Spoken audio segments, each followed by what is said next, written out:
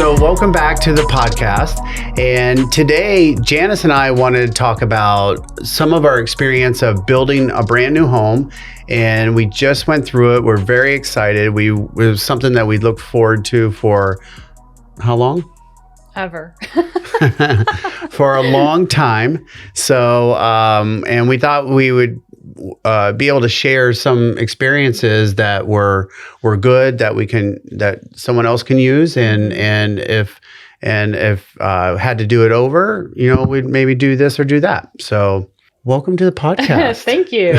This is what, your second appearance? Yes.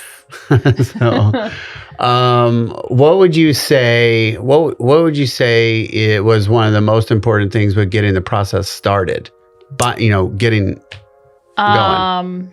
Well, I guess just finding the lot. Like, we had been looking for years, kind of had our feelers out, so I didn't think we'd ever find the lot, but for us it was finding the location and then going from there. So in the location we found, I was open-minded to, because you can look for vacant lots, or you can look for homes that can be torn down. And I know there's some homes that the home is worth more than it's worth tearing down and doesn't make sense. But the one that we found did warrant tearing it down, and it was a great site. That's the thing that, that's why we were able to buy it sight unseen. What did you like about the site?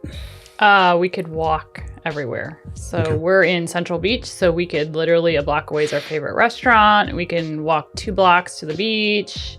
Just, it's a nice neighborhood where you don't need a car. So, and when we found the listing that was online, we were in Austin at a conference, and we bought it, sight unseen. And the 2 things that I looked at was the width of the lot and the depth.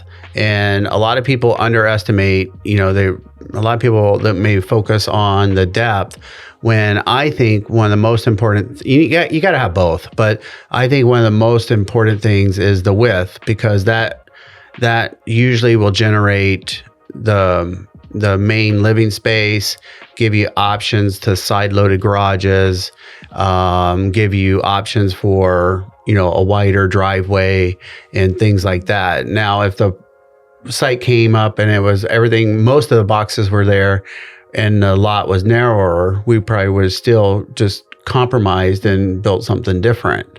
yeah, and at that time I didn't think about the width, so I didn't know exactly what floor plan we'd do, but I'm glad we got the wider.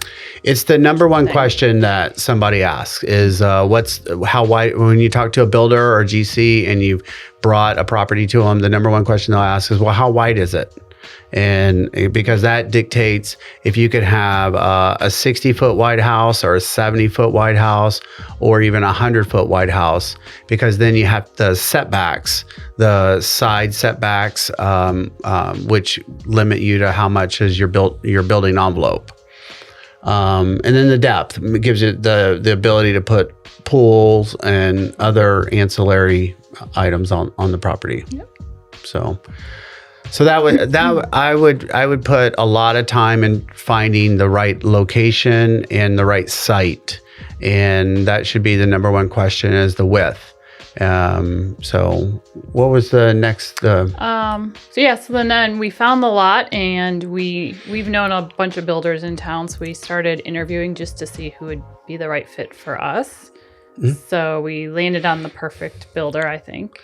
And you think that just you buy a tear down, you get a demo guy, and he goes and just starts up his tractor and tears it down, and there's a process with that. It makes a lot of sense now that I know, but ordering, doing a disconnect order with Florida Power and Light, where they come and remove the electricity off the house and roll it up to the pole, and then the utility company is doing the same thing and terminating the sewer line and water line at mid-yard, so that when the demo is done, the public water sewer system's not polluted, and when they're doing the demo, there's no damage to anybody or any harm. And then we built in the city of Vero Beach, so we had to work with the city and the county. Right. So just another thing, we didn't know there'd be two parties. At least I didn't. Yeah. So it's a lot of fun. Yeah. And then I guess the next thing is the elevation, like how much fill is needed to go on site, because it's funny with fill. You never have the perfect amount. You have too little or too much. And so we were able to get the elevation shot, and so we could determine how much fill we needed. And then we started working on the fun stuff, which was the design, and that took a little while. Yeah, so we didn't have a floor plan or a house or a model or anything. We literally started from scratch. We gave the builder some items we wanted our house to include and how we wanted it to work for our family, because we do have my parents living with us. So we just had to search online for a while to find something we could work with. And then it was a couple months of back and forth with the architect, trying to get tweaked. But the reason why it took a little while, you had specific things that you were really wanting, and it was more about the layout.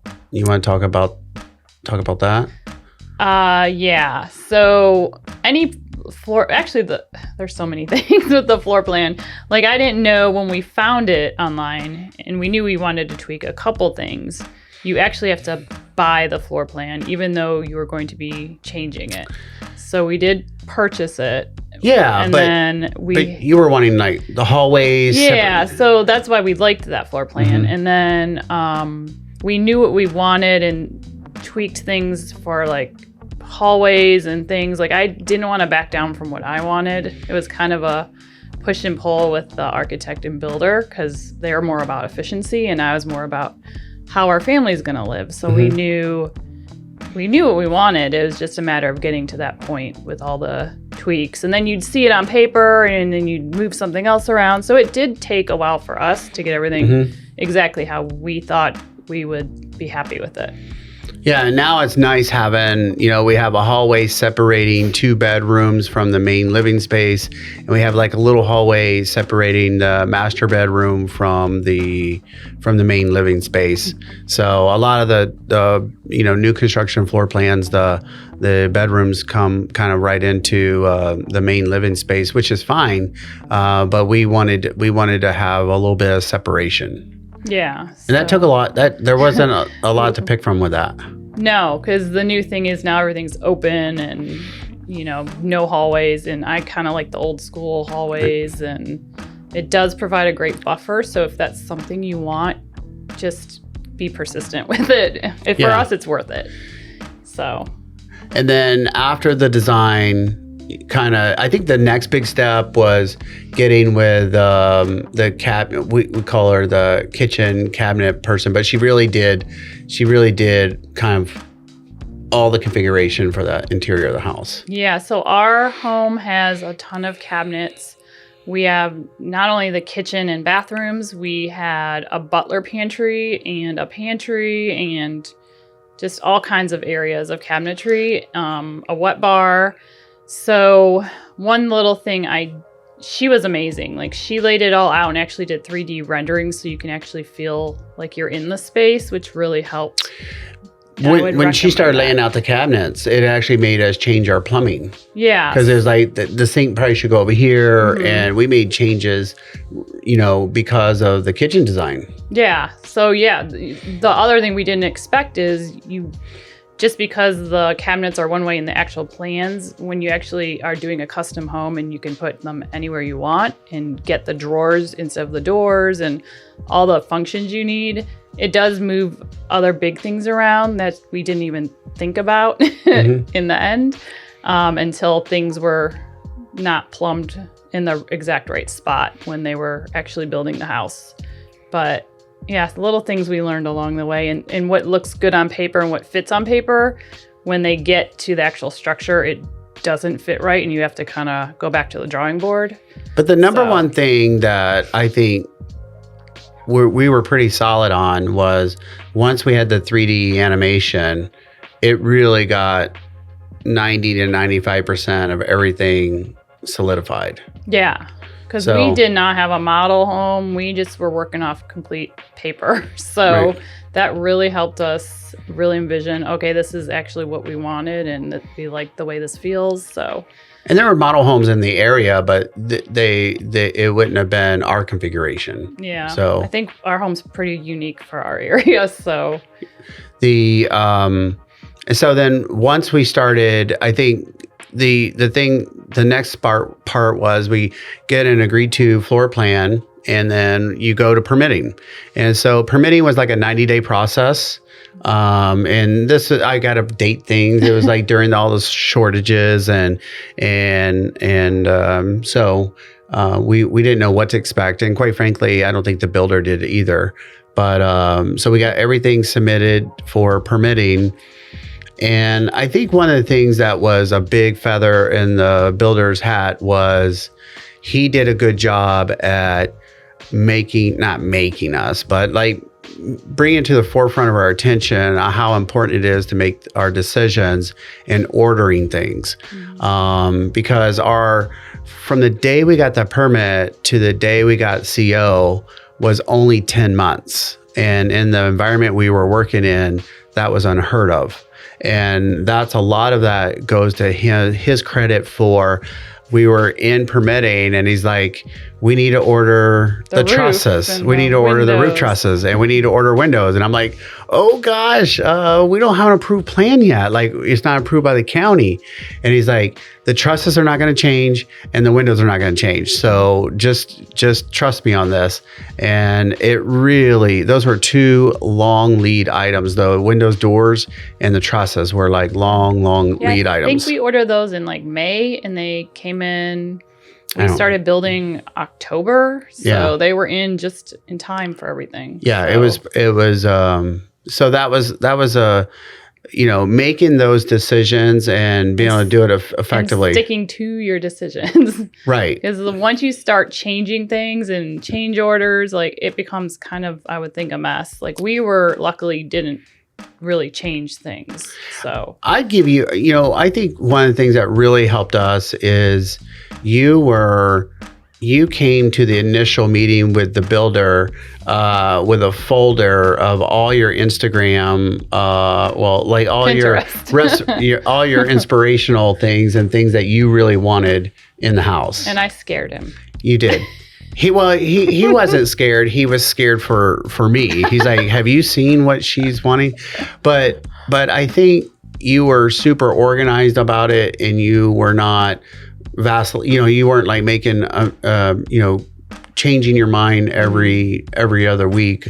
And you spent the time up front deciding on things. And I think I was pretty easygoing. You were. So and that kind of brings another point up is try to be as organized as you can. Like I had folders of pictures and we actually created a spreadsheet of all of our selections because you would send it to the builder and months later they would ask again what it was. So just to be able to reference things and then like linking it to pictures and like we really had to be super organized just to keep the process moving smoothly. And we had to do it for ourselves and we shared it with the builder because it was Janice it was Uber. Like I've worked in some big corporations and she had corporate level type organization going on. It had everything as a line item and a cost if she do the cost. She had the color, she had the pattern, and then like she's saying, she even had it linked to an image. So it saved us a few times. You were the queen of Google Sheets. Yes. So that was that. But I think the whole point of that is you were able to decide. You'd already thought it through and was able to decide when you needed to decide, and that helped keep the process going as well. Yeah. Really well. Because that was our big thing. We wanted to get in. We were so excited to move in. So just to keep the process going was like our number one goal. So because he was moving full steam ahead. So. And then we kind of divided up the job. I took care of the outside for the most part. The mechanical. And you took care of the inside. Yeah. Like the builder would call me about something on the inside. I'm like, you got to call Janice. So we had to train him too, which was fun.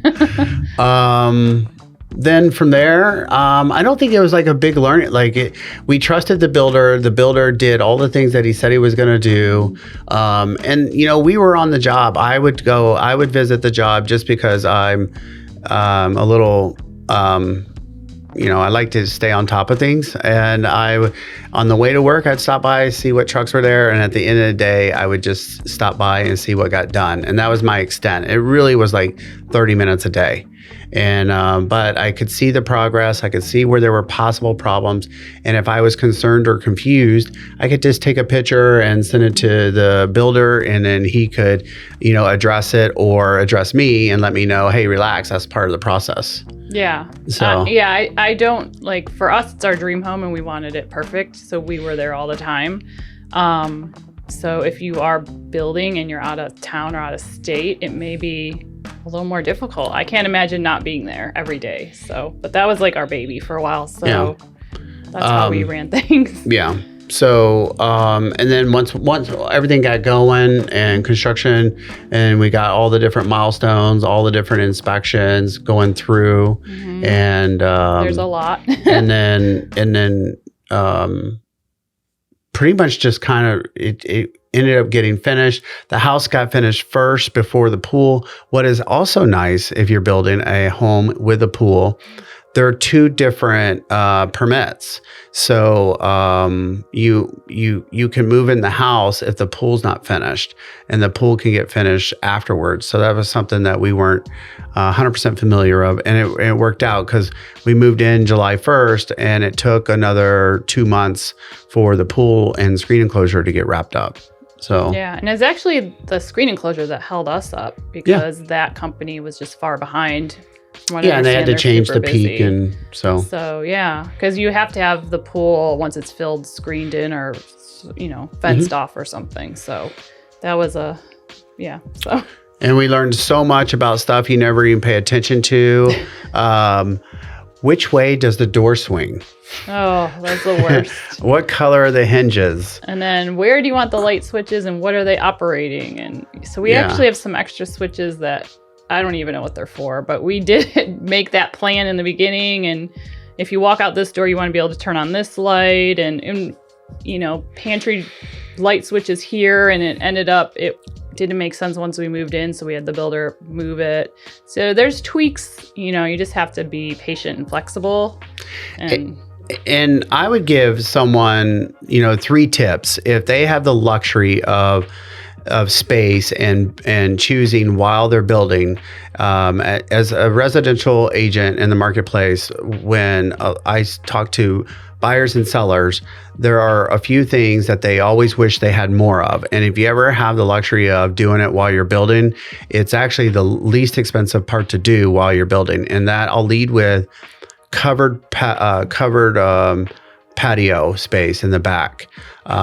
There's just seems to never be enough, and that's non-air conditioned. Yes, it's more roof. Yes, it's more pavers, but it is not air conditioned, finished type material. And it adds to your indoor space. During the nice months, we've had parties and had the house open, and we've had 60 people out on our covered patio. Right. And so, I totally agree. Yeah. So that's just, even if you can extend it 5 feet or 6 feet, is a game changer of the furniture that you can place out there, the amount of space you can entertain. And it is in down here in Florida, it is an extension of your living area. So during the nice months, I would say that would be number 1. And number 2, I don't know what happened in Florida, but the garages are all 20 feet deep or 22 feet deep. And a lot of people can't even park their cars in the garage, or they'll have one car and a bunch of stuff. And so we took the liberty of stretching, making it a foot or 2 deeper, which is a game changer. And then we added more on both sides of going on the width side. So we can have both of our cars in there. We can have our racks of storage. We can have a tool bench. We can walk around the cars. We can actually open our doors in the garage. And again, it's not air conditioned space, and it is yes, it is more roof and it is more pavers and probably some more block, but it's another nice piece to have of just every day coming in and out of your house. Yep.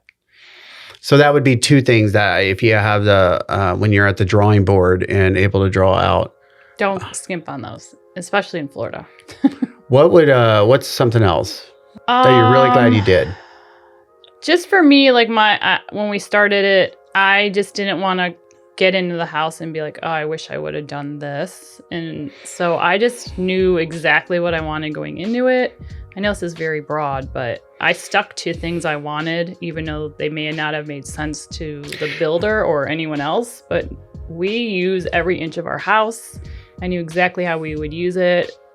So I think we all arm wrestled with you on she defended herself very well, but we all arm wrestled and tried to team up on you on the sliding glass. Oh yeah. But you stuck to your guns, and we all appreciate it. Yeah. So they just had the regular glass door, and I'm not a fan, and just I watched too much HGTV, and I saw the big Euro wall that folds out, and they were trying to get me to not get it, and I was like, but it'll just open up the space the right way, and then I heard the price, and I was like, well, maybe not.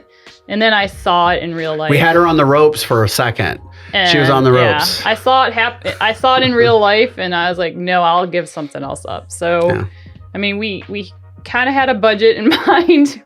So I tried not to do extravagant things because I knew all the things I wanted would add up. But yeah, I'm glad I stuck to my guns. And I would say you are probably going to, whatever your budget is, just being honest, whatever your budget is, blow it up. add 20% to it to be safe.